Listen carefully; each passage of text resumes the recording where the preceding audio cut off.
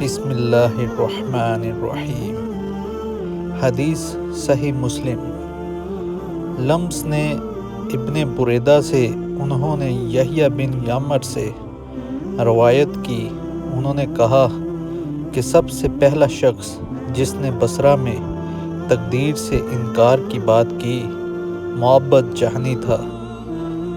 میں یحییٰ اور حمید بن عبد الرحمن حمیری حج یا عمرے کے ارادے سے نکلے۔ ہم نے آپس میں کہا کاش رسول اللہ صلی اللہ علیہ وآلہ وسلم کے صحابہ میں سے کسی کے ساتھ ہماری ملاقات ہو جائے تو ہم ان سے تقدیر کے بارے میں ان آج کل کے لوگوں کی کہی ہوئی باتوں کے متعلق دریافت کر لیں۔ توفیق الہی سے ہمیں حضرت عبداللہ بن عمر بن خطاب رضی اللہ تعالی عنہما مسجد میں داخل ہوتے مل گئے۔ میں اور میرے ساتھی نے ان کو درمیان میں لے لیا، ایک ان کی دائیں طرف تھا اور دوسرا ان کی بائیں طرف۔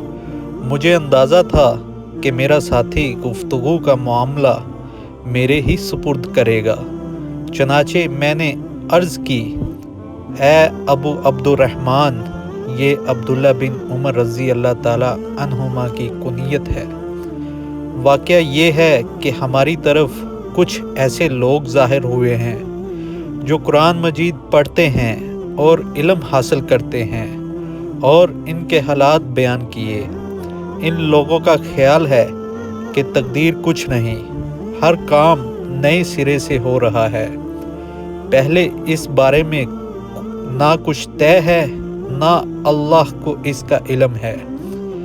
ابن عمر رضی اللہ تعالی عنہما نے فرمایا جب تمہاری ان لوگوں سے ملاقات ہو تو انہیں بتا دینا کہ میں ان سے بری ہوں اور وہ مجھ سے بری ہیں۔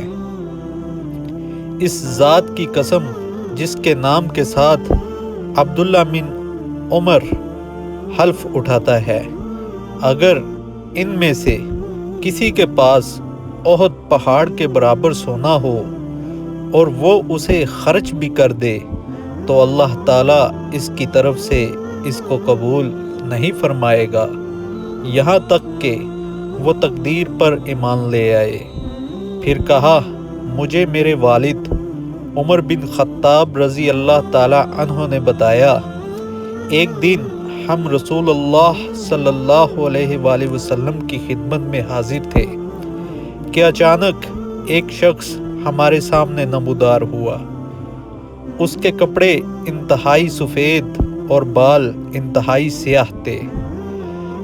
اس پر سفر کا کوئی اثر دکھائی دیتا، نہ ہم میں سے کوئی اسے پہچانتا تھا، حتیٰ کہ وہ آ کر نبی اکرم صلی اللہ علیہ وآلہ وسلم کے پاس بیٹھ گیا اور اپنے گھٹنے آپ کے گھٹنوں سے ملا دیے اور اپنے ہاتھ آپ صلی اللہ علیہ وآلہ وسلم کی رانوں پر رکھ دیے اور کہا اے محمد صلی اللہ علیہ وآلہ وسلم، مجھے اسلام کے بارے میں بتائیے۔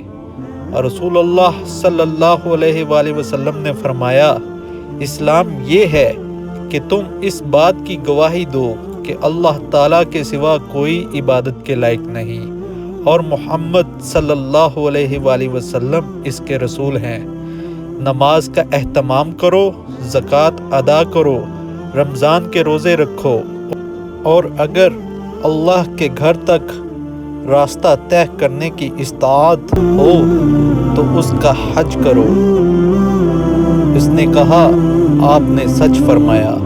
حضرت عمر رضی اللہ تعالی عنہ نے کہا ہمیں اس پر تعجب ہوا کہ وہ آپ صلی اللہ علیہ وآلہ وسلم سے پوچھتا ہے اور خود ہی آپ صلی اللہ علیہ وآلہ وسلم کی تصدیق کرتا ہے۔ اس نے کہا مجھے ایمان کے بارے میں بتائیے۔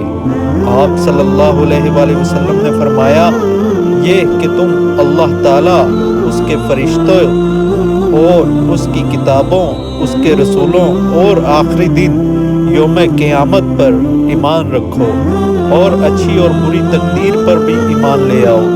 اس نے کہا آپ نے درست فرمایا۔ پھر اس نے کہا مجھے احسان کے بارے میں بتائیے۔ آپ صلی اللہ علیہ وآلہ وسلم نے فرمایا کہ یہ تم اللہ کی عبادت اس طرح کرو گویا تم اسے دیکھ رہے ہو، اور اگر تم اسے نہیں دیکھ رہے تو وہ تمہیں دیکھ رہا ہے۔ اس نے کہا تم مجھے قیامت کے بارے میں بتائیے۔ آپ صلی اللہ علیہ وآلہ وسلم نے فرمایا جس سے اس قیامت کے بارے میں سوال کیا جا رہا ہے وہ پوچھنے والے سے زیادہ نہیں جانتا۔ اس نے کہا تو مجھے اس کی علامات بتا دیجئے۔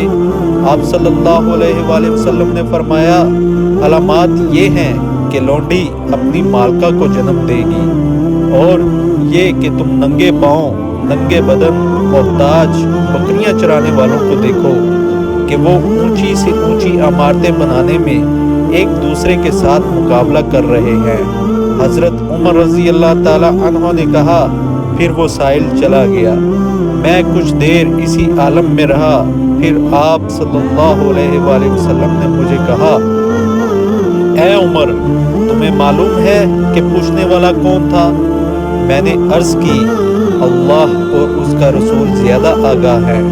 آپ صلی اللہ علیہ وآلہ وسلم نے فرمایا وہ جبرائیل علیہ السلام تھے، تمہارے پاس آئے تھے، تمہیں تمہارا دین سکھا رہے تھے۔